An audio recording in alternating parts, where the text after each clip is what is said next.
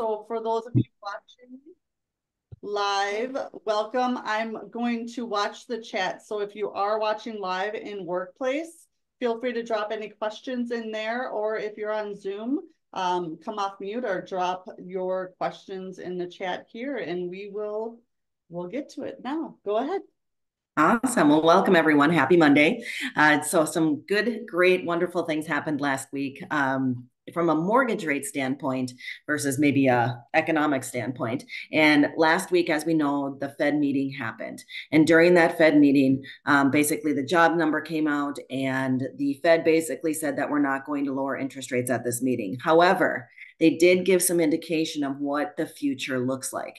Powell finally gave us some solid feedback and some solid information that we can go by as far as guidelines go from when we can expect to see that rate drop. So besides the housing situation, besides the economy and the inflation things that we always talk about, the one thing that he did say is that with the unemployment rate as high as it is, if it continues to climb, they're going to have no choice but to lower interest rates from the Fed standpoint. So right now, that unemployment rate is 3.9%, which is up 0.1 from last month at 3.8. Powell basically indicated that around the 4.1 or 4.2 mark is when they're going to have to start being forced to lower those interest rates on the Fed side. So some good news. The market responded favorably to that. Also, the jobs report came out, which basically what the jobs report says is how many more jobs are we creating each month or each quarter so that we know where, from an economic standpoint, where we stand. And that number was expected to be around 212,000. It came in at 175. So a little bit light on the jobs report. However, that is actually good news for mortgage interest rates. So because of that, and because of the slowing down of mortgage-backed security being released into the market, we did see a favorable response from the bonds. So what that means to you as far as interest rates go, we are looking at high sixes, low sevens today, whereas last week we were into the mid sevens. So a lot of improvement there, a lot of watching of the market and predicting when things are going to settle back down and when that bond rate is going to be low enough where we are able to see some additional improvement. So things are heading in the right direction, at least this week. So the other tip or the other subject or topic of conversation I wanted to bring up is condos versus townhomes. I see this over and over and over again that buyers, agents, some lenders, and in general, people don't understand the difference between a condo and a townhome, not only when it comes to the property, but also how that affects the lending. A lot of agents I hear will say, yeah, I know, like if you have a condo, it's got to go through some sort of approval process, but they're not really sure what that means. So we'll kind of run through what that means and why it's important from a lending perspective as well. So if you have a buyer who is interested in townhomes and condos, it's important that you can explain to them what the difference is in property ownership and also what the difference is from a mortgage standpoint, because it not only affects the ability to lend on that particular property, but it also affects or could affect their mortgage interest rate. So as a quick rundown, when you own a townhome, you own the townhome, you own the land below it, and the amenities such as a pool or a common area, things of that nature are actually owned by the association. So it's like having a house in a community where all the houses are the same. It's a townhome. So it's basically an attached house. We also call those planned unit developments or PUDs, which basically means they all run under the same bylaws pretty much. There might be some, differences per townhome area, but for the most part, you can just think of those as single family homes that are attached to each other. If you have a condo, that means that you own the structure, and then you own a certain percentage of the land and the amenities. Okay. So let's just say the condo association has 200 units in it. You own 1/200th of the common area. You own 1/200th of the pool area, things of that nature. So there's a distinct difference. And why that's important is when it comes to budgeting and financial responsibility of the association and management of the association, in a condo, you are going to have board members and voting and things of that nature that can make decisions for the condo as a whole, all making decisions together. Whereas if you have a townhome, there's some voting that goes on, there's property management, but there's not as much influence on the townhome side as there is on the condo side. Okay. So when it comes to budgeting and having reserves for things like roofs, decks, siding, landscape, all that information, all that stuff that comes with your condo, it's important that that condo is correctly budgeted. When it's not, that's when we have issues with lending. Because you own a certain percentage of that common area, the lending side says, whoa, there's a little bit greater risk here, because if they aren't budgeted properly, we can check at the time of purchase to make sure you are budgeted properly, that you have correct reserves and things like that. But we're not going to track that condo association year after year after year after year after year to make sure that everything is going properly. And because let's just say the pool area gets shut down or there isn't enough money to fix it, that directly affects the value of your home that you own. Therefore, the lender says, okay, it's actually a greater risk for us to lend on a condo because we're restricted, versus a townhome where it acts like a single family home. So those are the main differences. And that's why, from a lending perspective, we have to check out condos with more vigor and more intrusiveness than we do with townhomes. So in Minnesota, the easiest way for you to tell if it's a condo or a townhome is, number one, don't trust the listing, because notoriously over and over and over and over and over again, I've seen them be incorrect. Not because of anything done on purpose, just because they don't know. Number two, if you look at the legal description in Minnesota alone, anything that has CIC or common interest community, no matter if it has any other verbiage on the legal description, if it has a CIC number, it is automatically a condo. Okay. That's Minnesota specific. Other areas, you're going to have, like, for example, in Arizona, you don't have CIC numbers, but sometimes they will indicate in the legal description that it says condo in the legal description. So you just have to be aware and understand what you're looking for when it comes to townhomes and condos so you can advise your buyer. With that being said, if they're purchasing a condo, if, depending on normal run-of-the-mill, straight-up conventional lending, there is a rate difference between a condo and a townhome.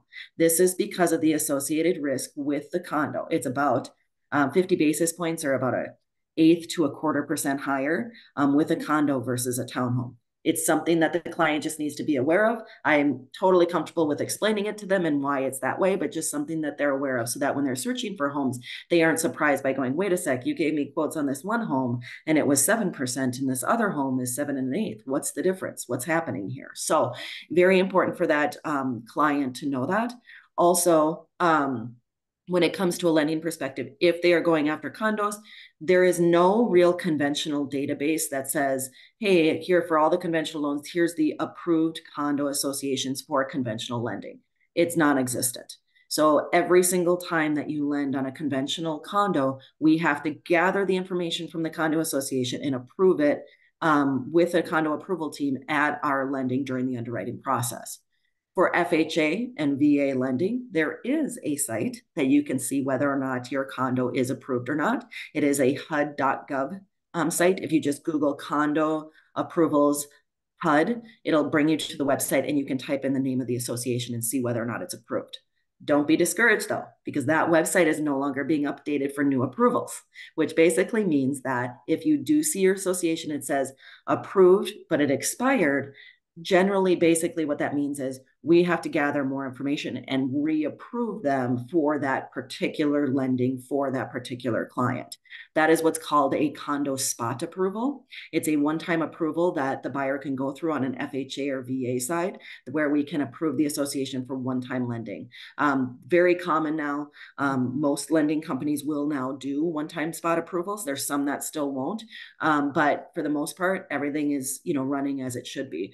There was a lot of confusion back probably 2-3 years ago on that HUD approved website. And if it wasn't on there or it wasn't approved, they would just say, can't lend on it. Well, now we don't have that case. So many things that we can do, many ways to look at condos and lend on them. Anything from how does, if you put more money down, you get an easier condo review. If you put less money down, it's a more intrusive condo review. So really understanding and making your client aware is key when it comes to condos and townhomes.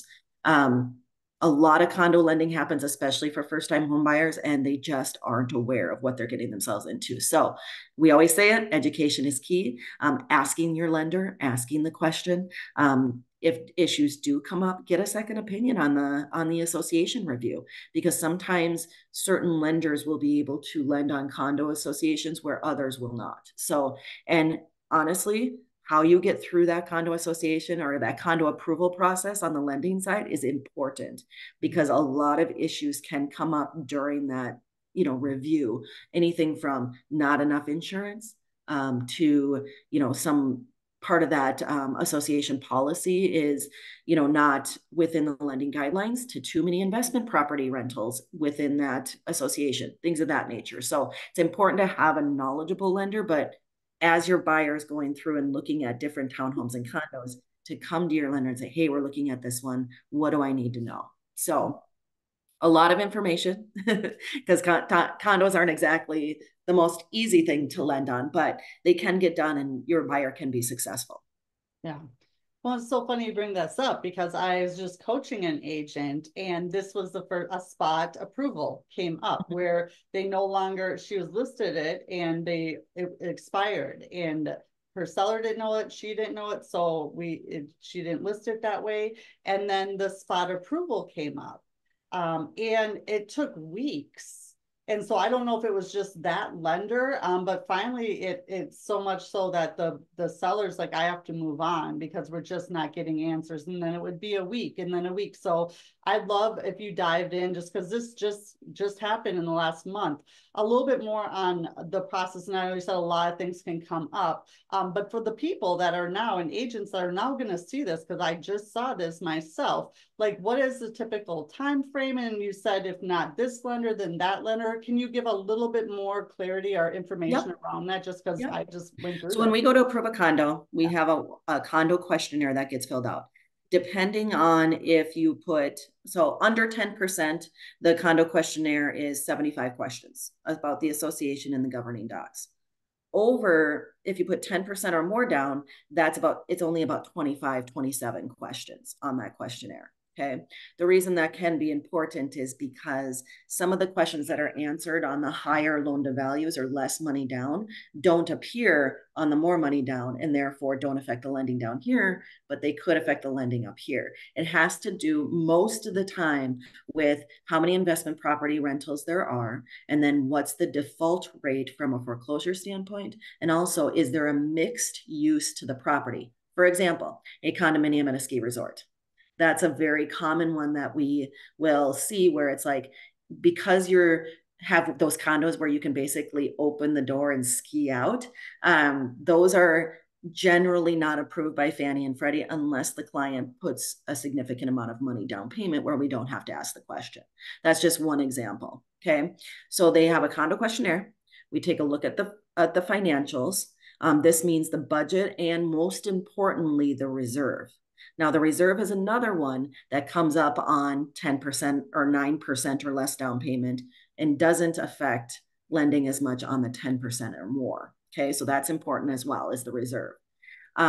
We also get governing docs such as CICs, and the bylaws. And so we put all that together and we do a review on it, and we make sure it fits within Fannie and Freddie guidelines. It's a very loose term in the idea that it's not like we're reading through every single sentence of the bylaws, but we are looking for certain red flags that Fannie and Freddie point us to that could prevent us from lending on that condo. So it's not like we're scrutinizing everything. Then we also take a look at the insurance. The insurance not only has to have the coverage amount, but it has to be within the reserve requirement. So in other words, if you have a insurance budget or an insurance policy where the deductible, let's call it $100,000 deductible, and if you don't have that money in reserves, what good is the insurance policy? So that's why, we'll look at those checks and balances and see if we can come up with a solution. Also, the one that I usually get, that I see come up quite often, and this is especially this time of year for whatever reason, with the insurance policy held by the association, in order to lend on it, we need to have that policy effective for at least the next 60 days. So if the due date is within the next 60 days, we have to get the updated policy before we can close. Why that's important right now, especially with insurance costs going up, a lot of associations are deciding to shop for their homeowners insurance. Therefore, they think they have this 60-day window to do their shopping and to get a new policy in place, when in reality, anybody that wants to buy within that 60-day time window is going to have to wait till after that's over in order to purchase. So a lot of encouragement of the board, a lot of encouragement of the management company to get that insurance set and ready to go before that 60 days is up. So that's a really common one that I'll see, especially this time of year, is, oh my gosh, your insurance is expiring on the master association. We can't close until this date. So I've had that happen 2 or 3 times actually in the last month. So that might affect it. On a normal everyday, get your questionnaire, get your documents, do the review, and do the condo spot approval. That normal process takes about a week. If it's taking longer, then there's something, either the management company is being slow to get documents back, the questionnaire is not filled out properly, we're having issues with some of the documents for the association, things of that nature. So if it does take longer than a week, usually, a week to 10 days, I should say, then usually it's like, okay, there's something going on here. Something's happening. Yeah. Wow. So much Yeah. information. I love it. No, I've never. And I remember like back in the day, how it was explained to me was like, well, some like you own the land under it or you don't. And that's the difference. And that's kind of like, okay, so I mean, this is amazing. This is really great information. And it really does help because again, we can take that forward and when things come up, and don't expect you to remember it all. Just remember Nikki's phone number because she will be there to help you. That's really, really great information. And again, us as agents need to have this, or at least have some tools and resources to pull to at least get the explanation going and say, it's not my lane. Let me get you in contact with Nikki's, who lane it is to be in. But yeah, it's good to have that, at least a basic knowledge. So thank you so much. Really. And just as a side note, on the listing side, call me, let me know that you're listing a condo, because I can check to see if you can list that condo available for FHA financing. There's certain, databases, calls, things of that nature, and directions you can take to make sure that FHA lending on that property can happen, because that can open your sellers up to a lot more buyers as well. Absolutely. I love that. I don't see any questions in the live stream. Anyone, Heather, anyone have questions here on Zoom? Are you licensed in North Carolina? No, but I do have partners that are. Okay. What mortgage company are you with? Loan Depot. Okay. I was with them for a couple years. Oh, were you? Yeah, I was. Yep. I'm coming from the lending side to the real estate side. So awesome. Good to know. Thank you. Yeah. Good. 2 minutes. So what I wanted to say on like the mindset coaching side of things real fast is what's been coming up with a couple of my clients this last week is really calendar and schedule. And if you aren't running it, it's running you. So when I got into real estate, I joined a team. I got into production almost right away. I closed over 30 deals in my first year. And that was because of structure. So I know so many agents get into real estate for the freedom, but with freedom, if you use it in the way it's not intended to be, it can cost you a lot, meaning business. And so what I've been coaching a lot of the agents on is just looking at your calendar and setting up your calendar for the week, either Sunday night, or if you need to set it up every day, do it the night before. So when you wake up the next day, you know exactly what you're doing. And don't just have lead gen or making friends or calling or prospecting. I want you to be very specific about what you're prospecting. Is it networking events? Are you following up? Are you doing social media? Are you cold calling? If you're cold calling, is it for sale by owners? Is it expireds, canceled? You need to be very specific and even go as far as having those lists pulled and ready to go so that when you show up at 9 o'clock and your calendar says lead gen, you know exactly what you're doing, because so many agents sit down at 9 a.m. They're like, okay, what am I going to do? And then they look and they're like, okay, where do I, and you spend like 20 minutes to 30 minutes just trying to figure it out. And then you get a text, then you get an email, you got to go change laundry or whatever. And you get completely off space. So really be intentional about your calendar and follow it. There are very few emergencies. House is on fire, someone's bleeding and hurt, or a closing is going to fall apart that's supposed to happen that afternoon. Those are about the only 3 emergencies that I have seen truly that should take away from your lead gen and from your prospecting, because what you're doing today in your business will show up 60 to 90 days from now. And so many agents let so many things come in and disrupt that time. And that's really where you have to feed your business and show up.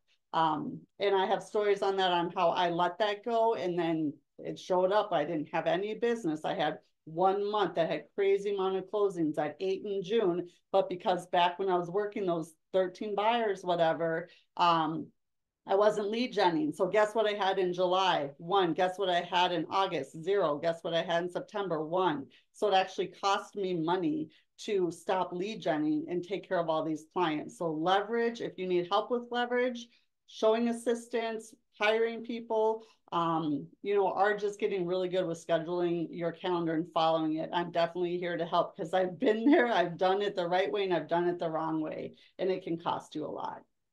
It can. I'm a huge time blocker myself. Have to be. Huge time blocker. Business owner, right? Exactly. You got to do this for you and your business for sure. So exactly. Well, great. 1 minute over. Apologize, everyone, but happy Monday. Look Nikki up your phone number. 952-484-1584. You can also find me on TikTok and Instagram at Mortgages from MN to AZ. Perfect. And look me up if you need for any of your coaching needs. I'm here and happy to help in any way. Bye, guys. Have a good one. Bye. Thank you. Bye.